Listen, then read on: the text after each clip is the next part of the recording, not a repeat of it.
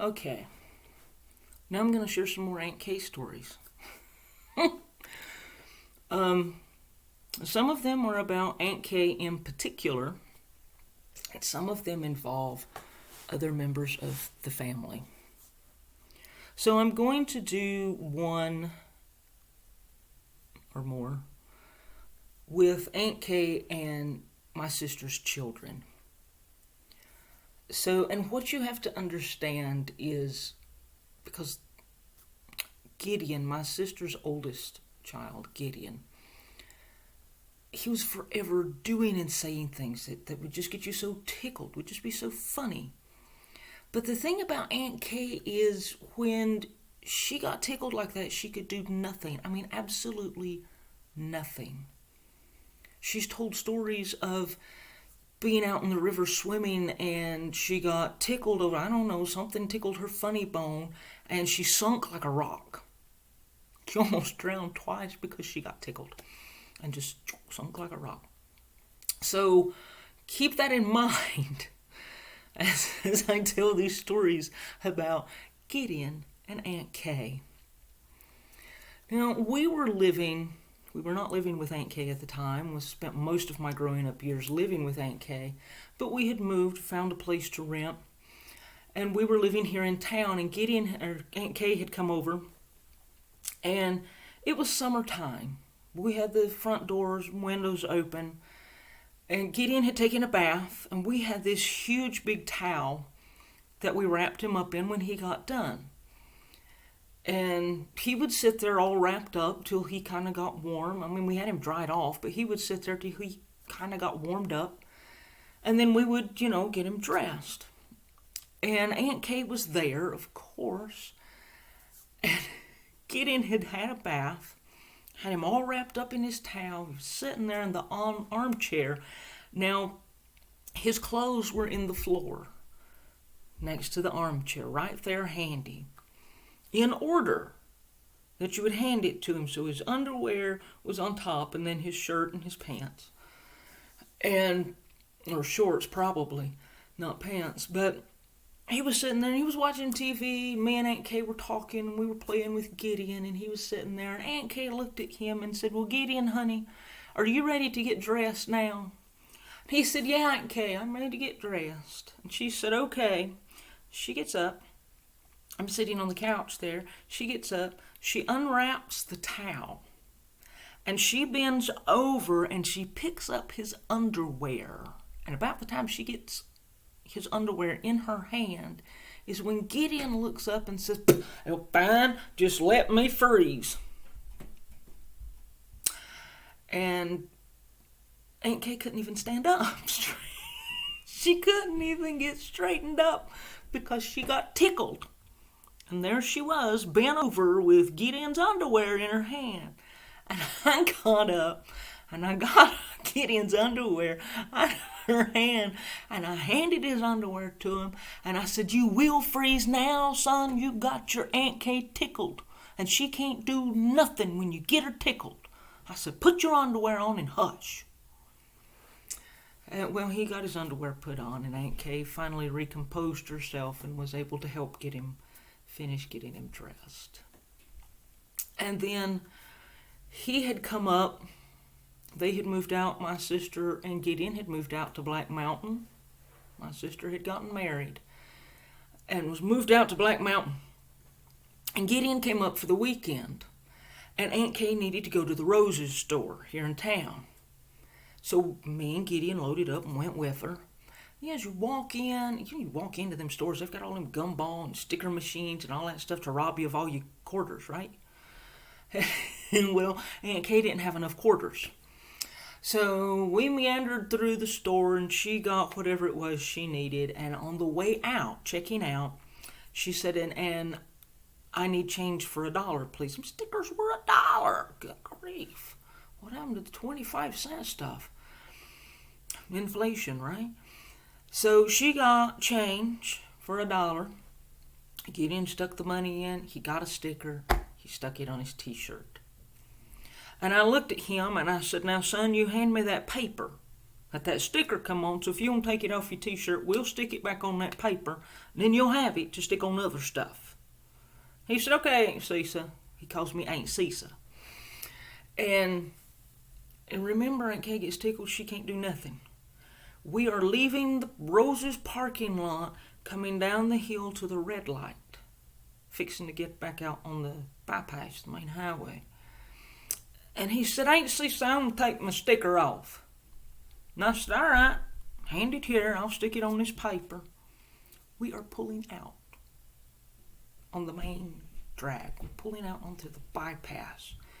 And he reaches up, rips the sticker off, and hands it back to me. Now, fine, just rip a fur right off my t-shirt. Aunt Kay's driving. And she got tickled. I thought we were going to have to pull off the side of the road so Aunt Kay could laugh. I said, Gideon, will you hush? I said, Aunt Kay's driving. I said, you get her tickled, she can't do nothing. She going to wreck and kill all of us. I said, will you shut up? And I didn't have my driver's license at the time. And I said, Gideon, I don't have a driver's license. I can't drive and let Aunt Kay laugh. Will you hush? And of course, Gideon, what does Gideon do? He just sits there and laughs. We did not have to pull off the side of the road, and everything was okay. There were no wrecks or anything, but whoo, it was scary for just a few seconds. Aunt Kay got tickled behind the wheel of the car, and it was Gideon's fault. And then there's Stephen, my youngest nephew. He's the middle child. My sister has 3. So then there's Stephen. And we didn't get to spend as much time as we wanted to. And there's reasons for that I won't go into. But Stephen, he was so funny. I mean, he was just, I call him Smiley. Because every time when he was a baby, every time I spoke to him, he'd just grin. And that's how he got the nickname of Smiley. But he was just a kind of a, well, to me, and maybe I'm wrong, but to me, when he was a baby, just kind of laid back, nonchalant, whatever kind of baby. And so he's, they're up visiting for the weekend, or they would come up for a week during the summer. I don't know, but he's here. And Aunt Kay had out doing whatever, and Stephen had gone with her. And she had stopped at the Green store, I think. It's the BP station here out in Riverside. It's here in the county, but it's not in town. It's right below my granddaddy's house. I think that was where she had stopped. Well, it's green. The outside of it's green, and Gideon always called it the Green store, and that's what we always called it. And so I think she'd stopped out at the Green store. Now, don't quote me on that. But she had given Stephen money to get, a candy bar and a Yoo-hoo or something. He, got what he wanted, and he put the change in his pocket. And he comes back out, and he gets in the car. And I don't think it hit Aunt Kay till sometime later that she should have had change. And she looked at Stephen and she said, Stephen, where's my change? And he said, oh, I've got it here in my pocket.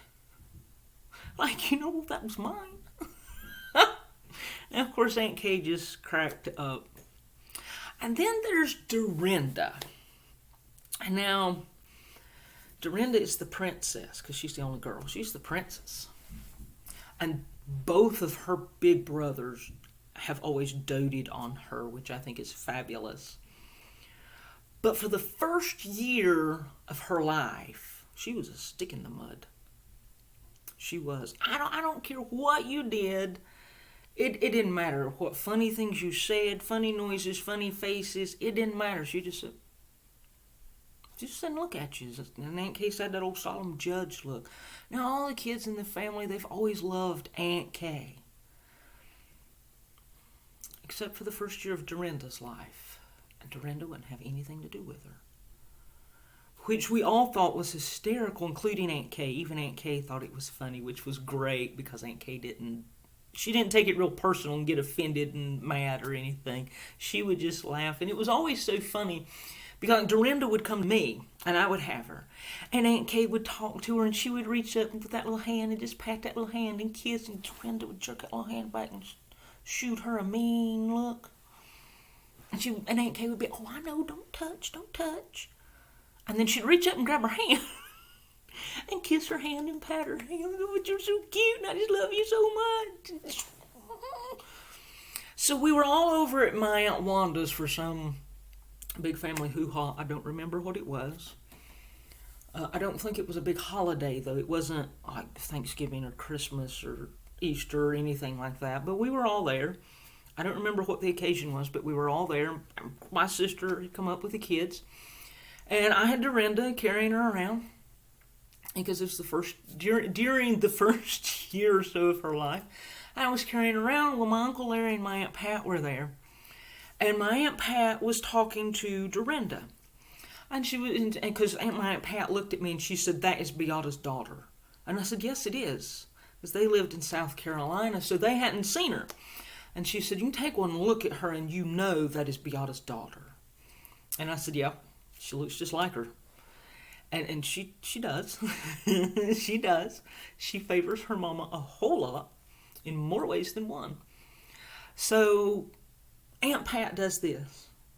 Come to me, baby. Come to me. Come to me. Come to me, baby girl. And Dorinda holds her arms out and leans over. And Aunt Pat takes her. So Aunt Pat's walking around with her. And Dorinda's just as happy as a little clown. I come back into the kitchen, because remember I was always in the kitchen with Aunt Kay. I come back into the kitchen, Aunt Kay looked at me and she said, where's the baby? And I said, well, Aunt Pat has her. And she said, what? She said, wait a minute. She said, I'm around her all the time and she won't have anything to do with me. She's never seen Pat before in her life. And she goes to her? Oh, that's so unfair. Oh, that's so wrong. That's so not right. And of course, Aunt Kay was laughing the whole time she was saying this. It was just so funny. And we did get a good chuckle out of it, including Aunt Kay. She was not really mad or upset, and she was laughing about it. And we laugh about those things. Now, of course, Dorinda did outgrow that, and Aunt Kay was a favorite for Dorinda, as with all the other kids. It just took her a year to get adjusted. But it was always just so funny. And then Aunt Kay. I'm going to tell a few on Aunt Kay. And these are some that she herself told me. So Aunt Kay was a genius person. I mean, just super smart, could do anything with a computer. But she didn't have a lick of common sense. Not a lick of common sense. None at all. And she always said, I said she taught kindergarten most of my life. And she always said kindergartners did not believe in gravity. And she said, but let me tell you, I learned about gravity long before I went to school. And she said, now, when I was growing up, going to school, they didn't have kindergarten. You went right into first grade. And I said, yes, I know. And I said, but oh, do tell. Because I'd never heard a lot of stories about Aunt Kay doing anything. I'd heard all kinds of family stories about everybody else. But I told Aunt Kay, I said, you must have stayed in your room or in a corner somewhere with your nose stuck in a book. You didn't do anything. She said, oh, let me tell you. And I said, oh, do tell. And she said, kindergartners don't believe in gravity. She said, but I learned about gravity long before I went to school. She was outside in the yard playing, and she'd had a Coca-Cola bottle. Now, these were not plastic bottles. These were these real thick glass bottles. And she finished her Coca-Cola. She threw it up in the air and stood there and watched it come down. And it hit her between the eyes.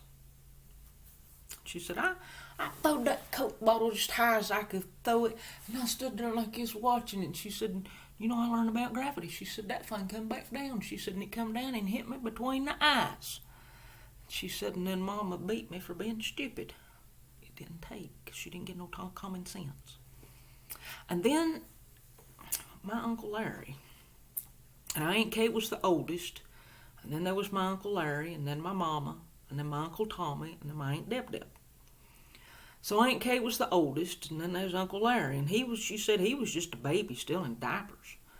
And she said, Big Mama, now that was what I called their mama, it was Big Mama. She shooed him out of the house so she'd get the housework done. And Aunt Kay said, well, your Uncle Larry, said, well, he was still just a baby in diapers. She said, I didn't know what to do with him, and she was just little herself.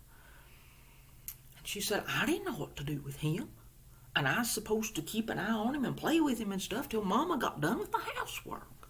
She said, and I couldn't think of nothing. And she said, finally I thought, maybe he'd like to ride around on my bicycle. And I thought, uh-oh. And she said, but I was afraid he'd fall off. So I didn't want him to fall off. She said, so I went and got a rope. And I tied it up and under the seat. We're okay so far. She tied it up and under the seat. She took the other end and tied it around his neck. She didn't want him to fall off. And set him on that bicycle. And she just took off, riding him around on that bicycle. And she was just riding around the house and out in the yard. And she come around the house, and she said Mama was standing on the front porch with a dish rag in her hand, a-waving both hands, a-screaming every breath for me to stop.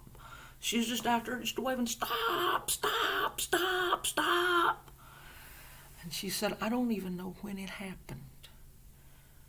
She said, but your Uncle Larry fell off that bicycle.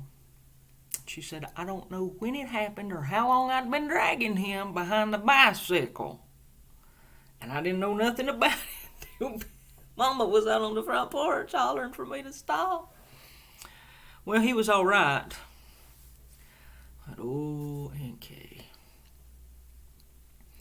And then she told me one time, I don't remember what grade she was in. She was up probably about middle school or so, might have even been high school. I don't remember. But she said that she was done with school. She was going to quit. You believe that? Aunt Kay was going to quit school. She was just going to quit. So she said, Big Mama said, all right, and you want to quit school, fine. But said, now, you're only going to be able to do hard work, so you're going to have to learn to do hard work, because that's all you're going to be able to do. And she set her into cleaning, I mean, spring cleaning the house. And Aunt Kay said, I think Mama laid awake that first night and thunk up of stuff for me to do.